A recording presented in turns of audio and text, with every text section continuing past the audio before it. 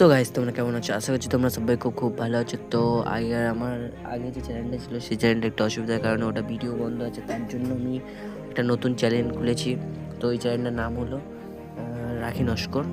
তো তো এই চ্যানেলটা সবাই তাড়াতাড়ি সাবস্ক্রাইব করবে। আর আজ আমি চলে যাচ্ছি নৈহাটি মায়ের মন্দির, বড় মায়ের কাছে। তো দেখতেই পাচ্ছ বন্ধুরা, প্রচণ্ড ভিড়। আর এখান থেকে ডালা নিয়ে নিচ্ছি আমরা, মানে আমরা যে কজন গিয়েছি সব কজন ডালা নিয়ে নিচ্ছি এখান থেকে, দেখতেই পাচ্ছ।